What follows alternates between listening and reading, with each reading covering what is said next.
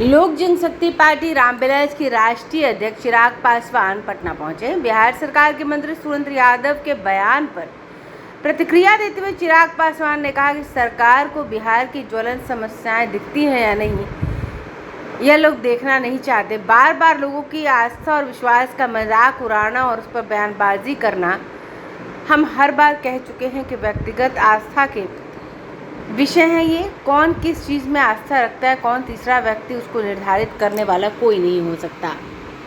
कई लोग हैं जो बाबा पर विश्वास करते हैं, कई लोग हैं जो बाबा पर विश्वास नहीं करते। वे छोड़ दीजिए उनके ऊपर। सरकार का काम यह नहीं है कि किसी की आस्था या किसी के विश्वास पर कोई टीका टिप्पणी करे। सरकार जब इसमें हस्तक्षेप करने लगती है तो यह दर्शाता है कि सरकार ज्वलंत विषय से ध्यान भटकाने के लिए इस तरह के बयानबाजी कर रही है जो सरासर गलत है। वहीं बिहार सरकार के द्वारा कोर्ट में अपील दायर करने को लेकर चिराग पासवान ने कहा कि इनको याद आ रहा है कि जल्दी सुनवाई हो। हम लोग शुरू से कहते आ रहे हैं कि जातीय जनगणना का हम लोग समर्थन करते हैं और ऐसे दल जो इसका समर्थन करते हैं, क्यों नहीं सर्वदलीय बैठक बुलाई गई, क्यों नहीं तमाम दलों के सुझाव इसमें लिए गए। जब जनगणना शुरू हुई तब भी हमने आशंका जाहिर की थी। मुख्यमंत्री Nitish Kumar single man army की तरह काम करते हैं, किसी से राय मशवरा सुझाव लेना वह ज़रूरी नहीं समझते। यही कारण है कि इसका स्वरूप भी इतना कमज़ोर तैयार किया गया है। सरकार अपने पक्ष को न्यायालय के सामने रख नहीं पाए। वहीं विपक्षी पार्टियों को एकजुट करने के सवाल पर कहा, जो व्यक्ति बिहार को एकजुट नहीं कर सकता वह विपक्ष को एकजुट क्या करेगा। बिहार में बंटवारे की राजनीति कौन करता है, किसको दलित को महादलित किया, किसने पिछड़ा को अति पिछड़ा किया और कौन पिछड़े की राजनीति कर रहा है और हिंदू मुस्लिम की राजनीति कर रहा है, कौन महिला पुरुष की राजनीति कर रहा है, ये पता है। जो बिहार और बिहारियों को एक नहीं कर पाए वो विपक्ष को एकजुट करने की बात कर रहे हैं, जो हास्यास्पद है। ब्यूरो रिपोर्ट, आंखें न्यूज़ 24। रिट पिटीशन डाला है कि जल्दी सुनवाई हो। हाँ, रिट पिटीशन अब इनको डालने का याद आ रहा है ना कि जल्दी सुनवाई हो। भाई, हम लोग शुरू से कहते आ रहे हैं कि जातीय जनगणना का हम लोग समर्थन करते हैं और ऐसे दल जो इसका समर्थन करते हैं, क्यों नहीं सर्वदलीय बैठक बुलाई गई, क्यों नहीं तमाम दलों के सुझाव इसमें लिए गए। शुरू में भी जब ये जनगणना शुरू भी हुई थी उस वक्त भी हम लोगों ने आशंका जाहिर की थी कि भाई क्या हो रहा है, कैसे हो रहा है, प्रोसेस क्या है, क्या तरीका है, किसी को मालूम ही नहीं है। क्यों? क्योंकि मुख्यमंत्री Nitish Kumar ji single man army की तरह काम करते हैं, किसी से राय मशवरा सुझाव लेना वो ज़रूरी ही नहीं समझते हैं। और यही संभवतः कारण होगा कि इसका स्वरूप इतना कमज़ोर तैयार किया गया है कि सरकार अपने पक्ष को न्यायालय के समक्ष मजबूती से रख ही नहीं पाई होगी और परिणाम स्वरूप न्यायालय ने इसके ऊपर अंतरिम रोक लगा दी है। अब देखते हैं कि भाई अब आने वाले दिनों में सरकार की मंशा अगर रहती तो इसको और मजबूती से करती ना। सरकार की मंशा रहती तो जितने भी दल जो समर्थन कर रहे हैं सबको साथ में लेती। सरकार की मंशा रहती तो सर्वदलीय बैठक इसके ऊपर बुलाती। ये सिर्फ दिखावे की राजनीति है भैया। मुख्यमंत्री दिखाते कुछ और है, चाहते कुछ और है। 500 करोड़ रुपए जो इस्तेमाल किए जा रहे हैं उसको वो विपक्ष को एकजुट करने जा रहे हैं। बिहार में बंटवारे की राजनीति कौन करता है भैया? किसने दलित को महादलित किया, किसने पिछड़ा को अति पिछड़ा किया, कौन अगड़ा पिछड़ा की राजनीति कर रहा है, कौन हिंदू मुस्लिम की राजनीति कर रहा है, कौन लव कुश खोरी कुर्मी की राजनीति कर रहा है, कौन महिला पुरुष की राजनीति कर रहा है, बताइए।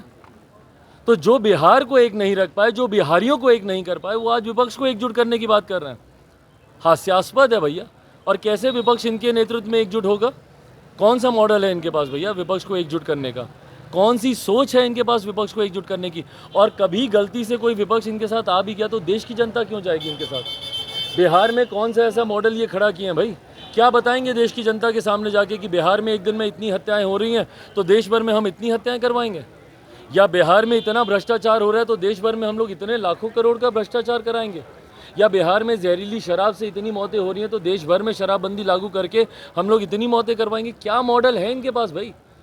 जिनके प्रदेश में पुल हवा से गिर जाते हों, जिनके प्रदेश में चूहे कुतर जाते हों, उस प्रदेश का कौन सा मॉडल मुख्यमंत्री जी लेकर जाएंगे जहां पे हर जात पात धर्म मजहब के लोग आज की तारीख में सड़क पे हैं और हर समस्या का समाधान जिनके पास लाठी हो?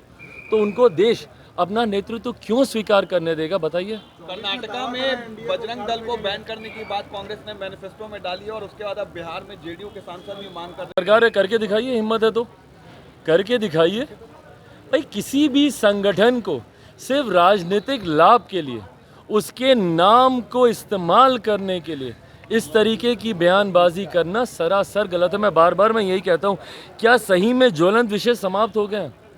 कर्नाटका में क्या और कोई विषय नहीं रहा विपक्ष में होने के बावजूद कांग्रेस के पास कि भाई आप इस तरीके के विषय को आप उठाएंगे? क्या कर्नाटका में बाकी तमाम समस्याओं का समाधान हो गया? और आज आपको कर्नाटका सुनाई दिया तो तुरंत यहाँ पे विपक्ष के लोग शुरू हो गए कि भाई बिहार में भी। घटना बताइए ना, किस आधार पर आप ये करना चाहते हैं? क्यों करना चाहते हैं भैया? क्योंकि एक राजनीतिक लाभ लेने का प्रयास एक विपक्ष का घटक दल कर्नाटका में कर रहा है, तो इसीलिए बाकी के भी जो विपक्ष के दल हैं वो बहती गंगा में हाथ धोना चाहते हैं। इसीलिए भैया बिहार में भी इसको बैन कर दिया जाए। कुछ आधार है किसी चीज़ को बैन करने का, या आए गए कल को जो आपका मन करेगा आप करेंगे?